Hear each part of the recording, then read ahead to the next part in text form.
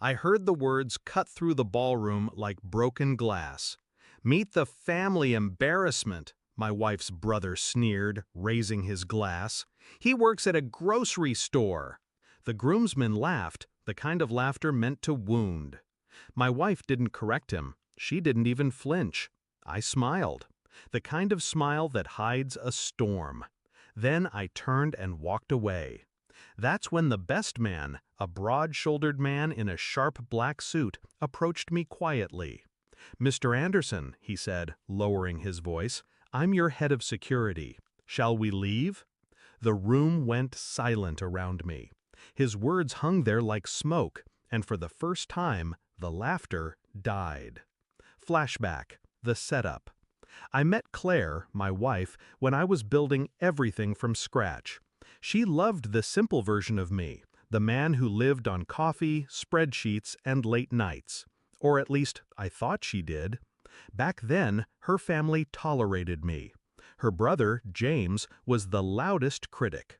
He called me a dreamer, a wannabe businessman, unworthy of his sister. He wore his arrogance like a tuxedo, tailored, polished, suffocating. But Claire insisted she loved me, that her family's approval didn't matter.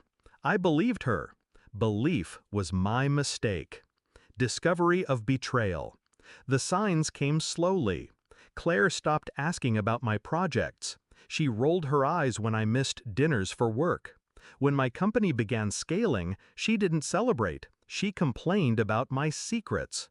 Secrets? No. Plans, calculations, risk after risk, lined up like dominoes, waiting to fall into fortune.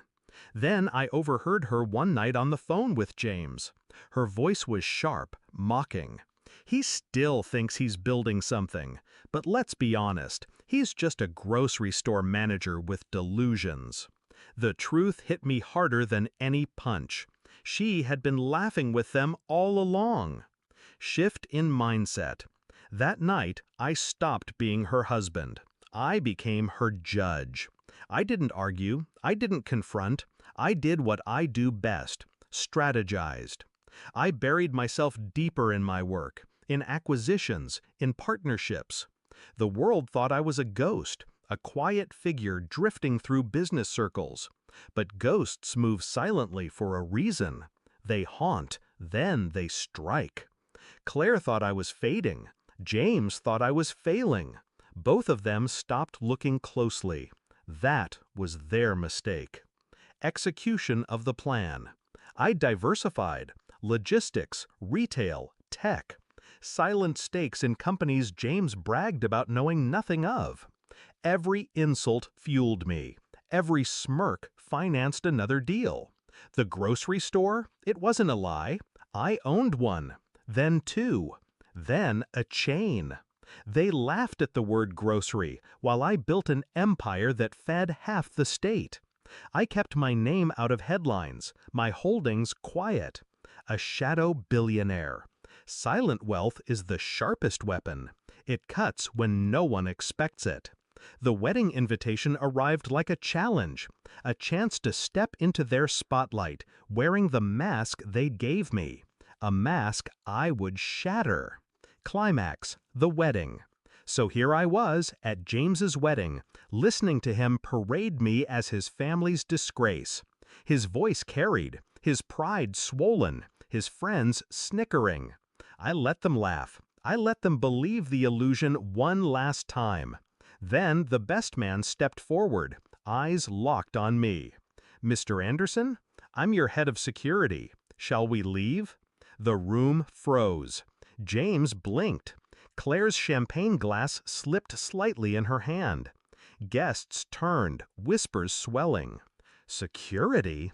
Billionaires don't walk into weddings alone. They walk with shadows guarding them. And my shadows had just stepped into the light.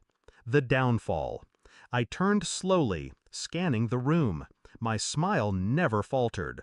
"Stay close," I told the man, my voice calm, deliberate. James's laughter cracked. Head of security for a grocery clerk? The best man handed him a phone. Opened to Forbes. My name, my face, my net worth, 11 figures that drowned the room in silence. Gasps spread like wildfire. Guests shifted uncomfortably, eyes darting between James and me. Claire's face drained of color. "Groceries," I said softly, meeting James's stare. "Feed the world. You should try it sometime." His jaw tightened. He had no words. Claire's eyes burned with something between regret and fear. I'd seen that look before, from competitors who realized too late that I'd already won. Resolution. I left the wedding without finishing my drink. My security closed ranks around me as the whispers followed. Behind me, I could hear Claire calling my name, her voice trembling now, stripped of arrogance. But I didn't turn back. She had chosen her side long ago. Walking out into the night, I felt no anger, no heartbreak, just clarity. They had called me the family embarrassment. Now I was the family reckoning.